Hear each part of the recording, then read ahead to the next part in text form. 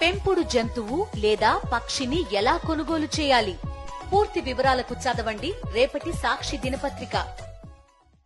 నమస్తే, నా పేరు Krishnamraju VVR, president Andhra Pradesh editors association, chief editor, journalist, news and views magazine. ఆంధ్రప్రదేశ్లో ఇటీవల 3 సీనియర్ ఐపీఎస్ అధికారులను రాష్ట్ర ప్రభుత్వం సస్పెండ్ చేసింది. వారిలో పిఎస్ఆర్ ఆంజనేయులు, కాంతిరాణా టాటా, విశాల్ గున్ని.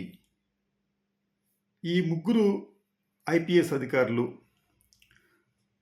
కాదంబరి జత్వాని అనే మహిళకు సంబంధించిన కేసులో నిబంధనలు అతిక్రమించి వ్యవహరించారని, అలాగే విధుల నిర్వహణలో నిర్లక్ష్యం చూపించారని చెప్పి అభియోగాలు మోపుతూ ఈ 3 ఐపీఎస్లను రాష్ట్ర ప్రభుత్వం సస్పెండ్ చేసింది. ఇది జాతీయ స్థాయిలో ఒక వార్తగా మారింది. ఎందుకంటే ఒకేసారి 3 ఐపీఎస్లను సస్పెండ్ చేసిన దాఖలాలు చాలా చాలా తక్కువగా ఉన్నాయి.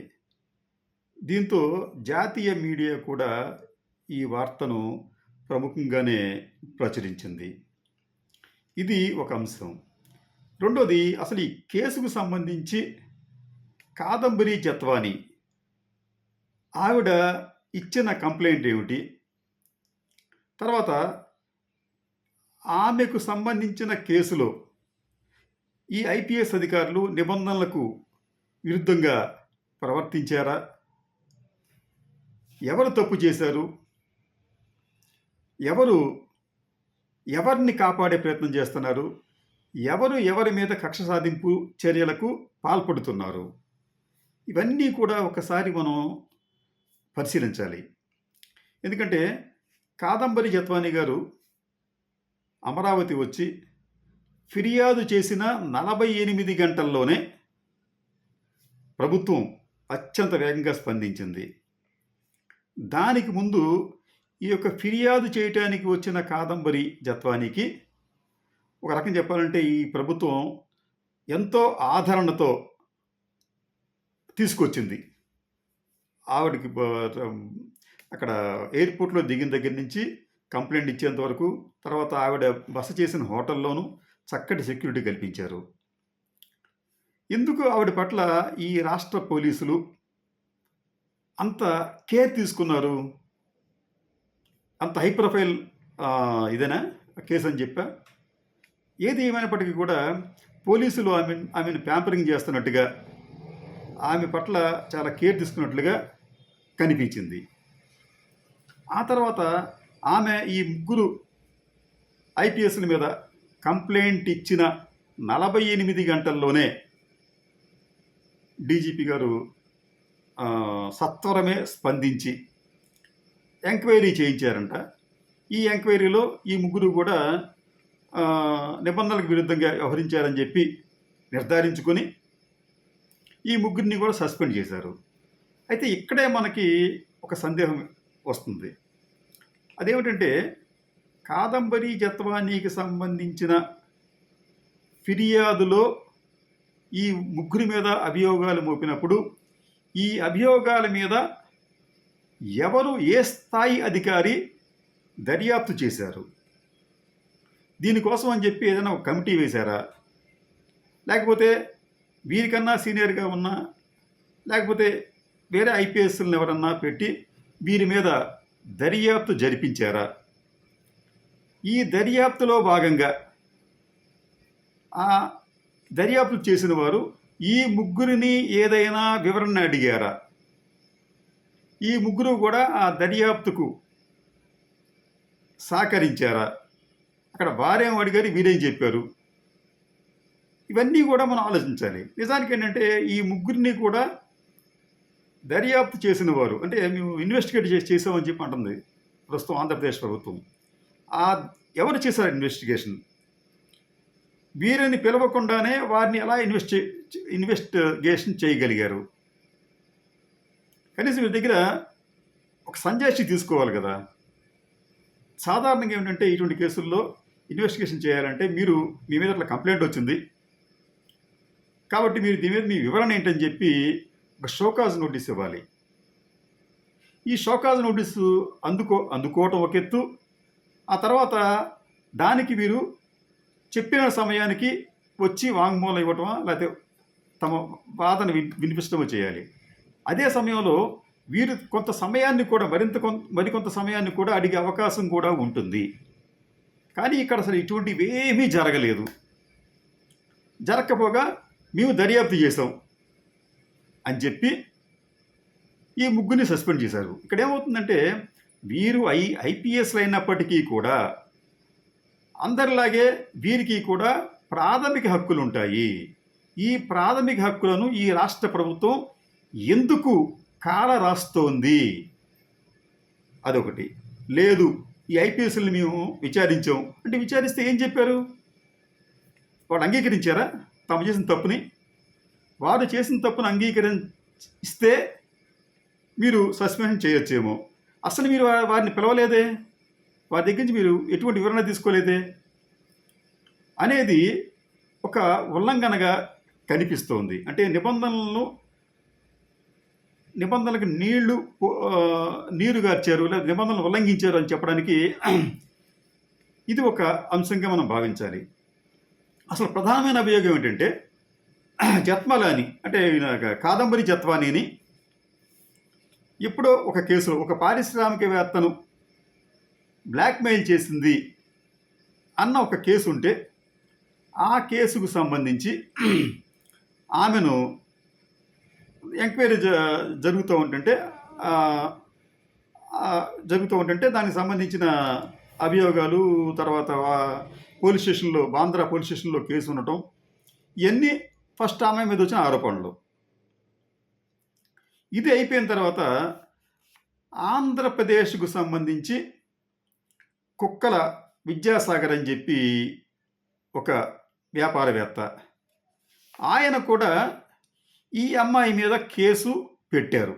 నన్ను బ్లాక్మెయిల్ చేస్తుంది, నన్ను పెళ్లి చేసుకోమని చెప్పి ఒత్తిడి చేస్తుంది, నా దగ్గర పెద్ద ఎత్తున ధనాన్ని తీసుకుంది, అయినప్పటికీ కూడా తప్పుడు డాక్యుమెంట్లు సృష్టించి నా కృష్ణా జిల్లాలో ఉన్న తన ల్యాండ్ని అమ్మే ప్రయత్నం చేస్తుందని చెప్పి ఈ విద్యాసాగర్ ఫిర్యాదు చేయటంతో ఆ ఫిర్యాదులో భాగంగా ఆమెను మహారాష్ట్ర నుంచి ఆంధ్రప్రదేశ్ తీసుకువచ్చారు. ఇక్కడ వాళ్ళు ఏం చెప్తున్నారంటే ఇక్కడ ఈ కేసుకు సంబంధించి ఇదంతా జరిగింది జగన్మోహన్ రెడ్డి గారి ప్రభుత్వ పాలన చరమాంకంలో జరిగింది. ఇది వాళ్ళు ఏమంటారంటే అప్పుడు నిజానికి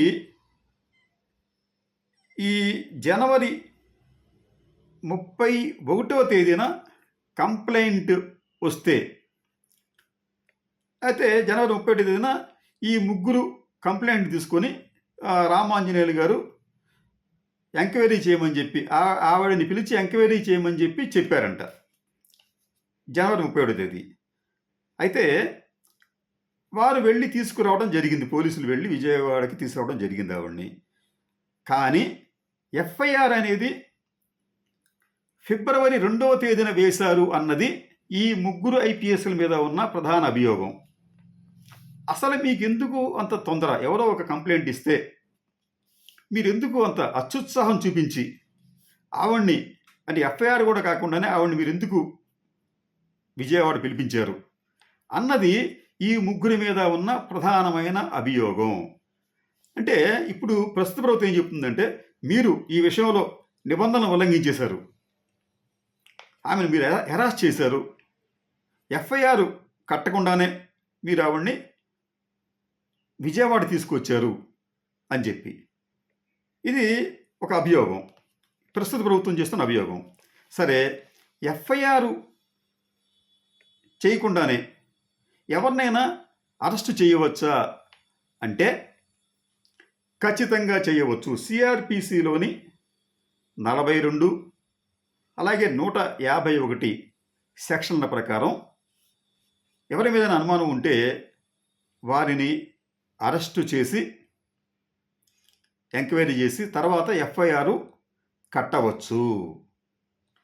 కానీ ఈ ప్రభుత్వం ఏం చెప్తుందంటే మీరు ముందస్తు నోటీస్ ఇవ్వకుండా అరెస్ట్ చేశారు, అది నిబంధనలకు విరుద్ధం అని చెప్పి అంటుంది. ఓకే, కరెక్టే. అంటే వాళ్ళు చెప్తున్నారంటే ఆగమేఘాల మీద మీరు ఆవిడ్ని తీసుకొచ్చారు, అరెస్ట్ చూపించారని చెప్పి ఈ ప్రస్తుత ప్రభుత్వం అభియోగం అవుతుంది.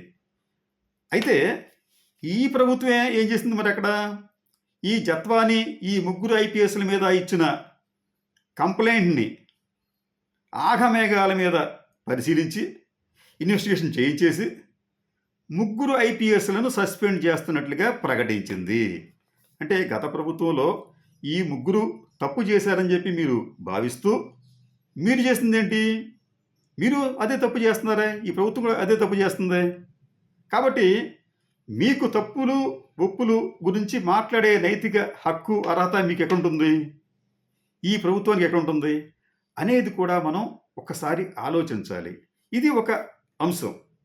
ఇక రెండో అంశానికి వచ్చేటప్పటికి అసలు ఈ ఎంటైర్ ఈ వ్యవహారంలో ముఖ్యమైన వ్యక్తి ఎవరు?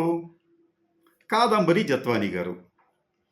ఆవిడ మహారాష్ట్రలో ఉంటూ ఆవిడ మీద ఉన్న ఒక అభియోగం ఏమిటంటే ఆవిడ రిచ్ క్లయింట్స్ని అంటే బాగా డబ్బున్న వారిని వలలో వేసుకుంటుందనేది ఆవిడ మీద ఉన్న అభియోగం. వేసుకున్న తర్వాత వారి దగ్గర ఆర్థికంగా ప్రయోజనం పొంది చేస్తుందని చెప్పి. అయితే ఈ ఈ అభియోగాలు నిజమేనా అన్నట్టుగానే ఆవిడ మహారాష్ట్రలో ప్రముఖ పారిశ్రామికవేత్త జిందాల్ గారి మీద కూడా ఒక కేసు వేసింది. ఆయన మీద అభియోగం ఏమిటంటే జిందాల్ గారు నాకు పరిచయం అయిన తర్వాత మేమిద్దరం కూడా చాలా ఇంటిమేట్గా ఉన్నాం, కలిసి ఉన్నాం మేము. అయితే నేను ఇలా కాదు, నన్ను మ్యారేజ్ చేసుకో అని చెప్పి నేను జిందాల్ గారిని అడిగాను. అప్పటి నుంచి ఆయన నాతో మాట్లాడటం మానేశారు. అంతేకాకుండా దీనికి ముందు మేము కలుసుకున్న సమయంలో ఆ జిందాల్ గారు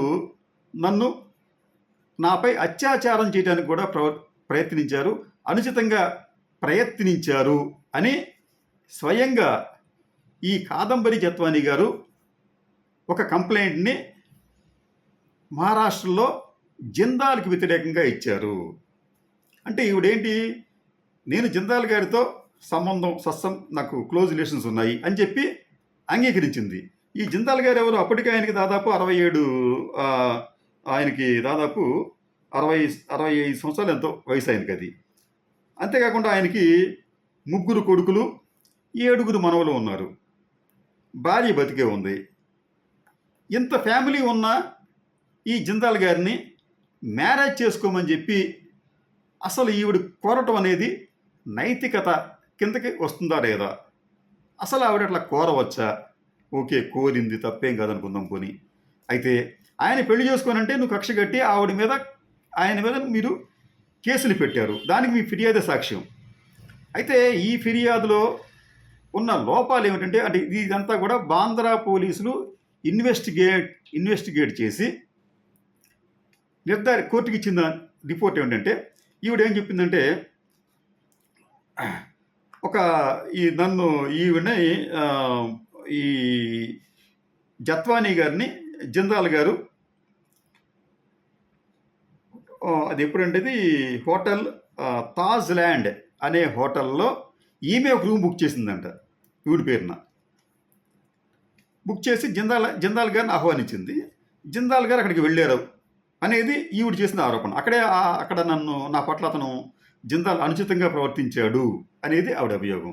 అయితే పోలీసుల ఎంక్వైరీలో హోటల్ రికార్డ్స్ను అలాగే సీసీటీవీ ఫుటేజ్ చూసినప్పుడు ఎక్కడా కూడా ఆమె రూమ్ బుక్ చేయలేదు, ఎక్కడ కూడా వారిద్దరి జాడ కనిపించలేదు.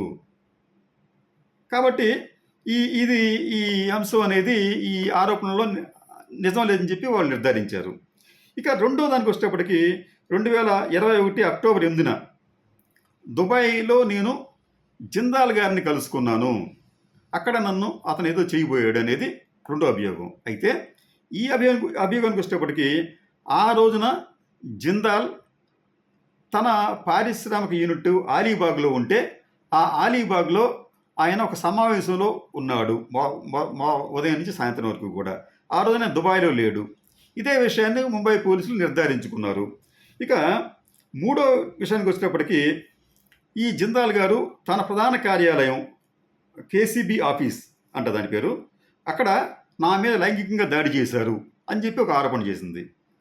దీనికి సంబంధించి కూడా పోలీసులు ఎంక్వైరీ చేస్తే ఈ ఆఫీస్ అంతా కూడా ఒక అద్దాలతో నిర్మించిన ఆఫీస్, ఒకరికొకరు క్లియర్గా కనిపిస్తూ ఉంటారంట. ఇది పోలీసులు చెప్పిందే అది. కాబట్టి ఇక్కడ లైంగిక దాడి చేస్తే ఇతరులు చూసే అవకాశం ఉంటుందనేది పోలీసుల అభిప్రాయం. అలాగే ఆ రోజున సీసీ ఫుటేజ్ని చూసిన ఇతరుల ఈ ఆఫీసులో ఇతరులు అడిగినప్పుడు కూడా ఎక్కడా కూడా ఈ జత్వాని అక్కడికి వచ్చినట్టుగా దాఖలు లేవని చెప్పి వాళ్ళు పోలీసులు రిపోర్ట్ ఇచ్చారు కోర్టుకి. దీంతో బాంద్రా మెట్రోపాలిటన్ మెజిస్ట్రేట్ కోర్టు ఈ జత్వాని ఇచ్చిన కేసు తప్పుడు కేసు అని చెప్పి, ఇచ్చిన ఫిర్యాదు తప్పుడు ఫిర్యాదు అని చెప్పి కేసును కొట్టివేశారు. ఇదంతా కూడా రికార్డుగా ఉంది, అన్ని పేపర్లు కూడా వచ్చింది అక్కడ అది. ఆ తర్వాత ఇటువంటి పనే ఈ కుక్కల విద్యాసాగర్ అనే వ్యక్తితో కూడా ఆమె సహవాసం చేసింది. చేసి అతని దగ్గర నుంచి కూడా పెద్ద మొత్తంలో డబ్బు ఇతర ఫేవర్లు పొందినట్లుగా కుక్కల విద్యాసాగర్ తన ఫిర్యాదులో పేర్కొన్నాడు. అక్కడేమో జిందాల్ గారి మీద జత్వాని కంప్లైంట్ ఇస్తే, ఇక్కడ జత్వాని మీద కుక్కల విద్యాసాగర్ కంప్లైంట్ ఇచ్చారు. ఇచ్చి వీరిద్దరూ అంటే ఆవిడ తనకి కొన్ని అభ్యంతరకరమైన ఫోటోలు కూడా పంపించింది, అవన్నీ కూడా నా దగ్గర ఉన్నాయని చెప్పి ఈ కుక్కల విద్యాసాగర్ ఒక టీవీ ఛానల్కి ఇంటర్వ్యూ ఇస్తూ కూడా చెప్పాడు. ఆయన చెప్పి ఆవిడ ఆ వ్యక్తిత్వం అనేది సరైనది కాదు, బ్లాక్ మెయిలర్, ఆమె కాదు ఆమె కుటుంబ సభ్యులు కూడా ఆమెకు సహకరిస్తూ ఉంటారని చెప్పి ఆయన అభియోగం. సరే, ఆయనకి ఎక్కడ ఈ కంప్లైంట్ ఇచ్చాడు అంటే తన ఆస్తుల్ని, అంటే ఆంధ్రప్రదేశ్లో ఉన్న తన ల్యాండ్కి సంబంధించి డాక్యుమెంట్లను ఆమె ఫోర్జరీ చేసి తన పేరున రాయించుకొని దాన్ని అమ్మే ప్రయత్నం చేసింది, అందుకని ఫిర్యాదు చేశానని చెప్పి అంటాడు ఆయన విద్యాసాగర్ గారు. ఇదే ఫిర్యాదు మీద ఆంధ్రప్రదేశ్ పోలీసులు జగన్మోహన్ రెడ్డి గారి హయాంలో బొంబాయి వెళ్ళి ఆమెను తీసుకువచ్చారు ఆంధ్రప్రదేశ్కి. ఇది కేసు అన్నమాట. ఇక్కడ ఏమిటంటే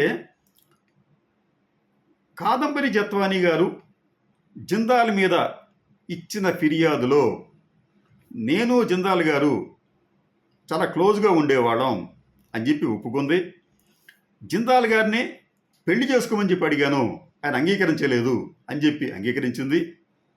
మూడోది, నా మీద ఆయన అత్యాచారం చేయబోయాడు అని చెప్పి చెప్పిన డేట్స్ అన్నీ కూడా తప్పని చెప్పి ముంబై పోలీసుల దర్యాప్తులో తేలింది. ఇది ఒక అంశం. అయితే ఇక్కడ ఈ కుక్కల విద్యాసాగర్ వచ్చేటప్పటికి కుక్కల విద్యాసాగర్ ఇచ్చిన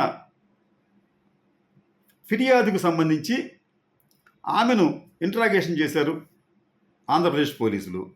తర్వాత ఇతనిచ్చిన కంప్లైంట్లో ప్రైమా ఫేసీ ఉంది, ప్రాథమిక ఆధారాలు ఉన్నాయి, సాక్ష్యాధారాలు ఉన్నాయని చెప్పి కోర్టు నమ్మింది. కాబట్టి ఆమెను దాదాపు 42 రోజుల పాటు జ్యుడిషియల్ కస్టడీలో ఉంచింది. ఇది ఇక్కడ ఈ ఐపీఎస్లకు సంబంధించి అభియోగాలు ఈ రాష్ట్ర ప్రభుత్వం ఆఘమేఘాల మీద మోపింది. కంప్లైంట్ ఇవ్వడానికి రాబోతున్న జత్వాని గారికి ఇంచుమించు రాచమర్యాదలు చేసింది. ఆవిడ కంప్లైంట్ ఇస్తూ విజయవాడ నగర సిపి గారితో కూడా ఫొటోస్ దిగిన దాఖలాలు కూడా ఉన్నాయి. అంటే అటువంటి పోలీసు ఉన్నతాధికారులతో ఫోటోలు దిగిన దాఖలాలు ఉన్నాయి. ఇవన్నీ ఎందుకు ఈ రాష్ట్ర ప్రభుత్వం చేస్తుంది?